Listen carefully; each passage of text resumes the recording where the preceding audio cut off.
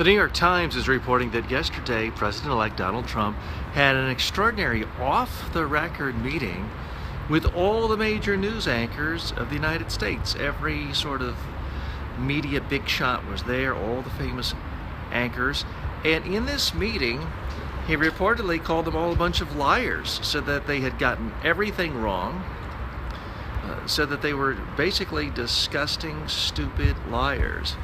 Now, certainly it's not unprecedented for political leaders to be dissatisfied with the media that cover them, but this was a bit of an extraordinary meeting.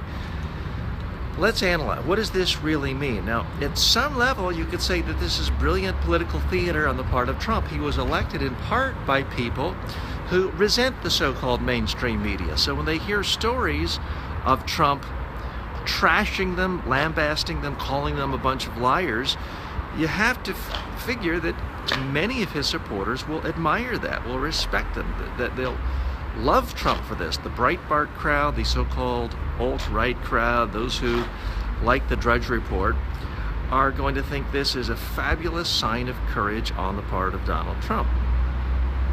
How does the media, first of all, let's define terms. It's not at all uncommon for news anchors, reporters to have private, off-the-record meetings with the people they cover. There's nothing particularly nefarious about that.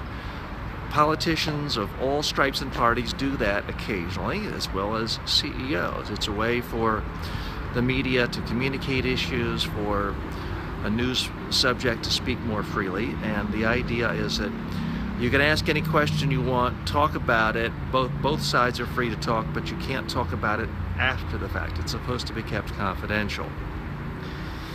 And, well, now here we're hearing about it. So somebody clearly broke the rules here. We don't yet know which side it was.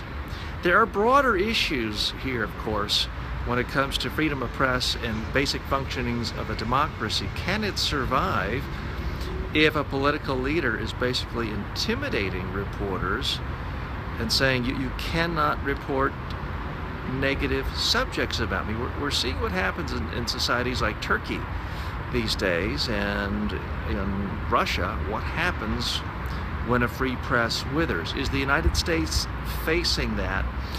Not seeing signs yet of reporters actually being jailed for reporting negative stories about our leader, dear leader, or anyone, but it does raise questions. Here's the tip for you. If you are new on the city council or new as a CEO, new to any position, and there are reporters who cover you, you may in fact want to have an off-the-record media meeting with reporters, but I wouldn't trash them and call them liars.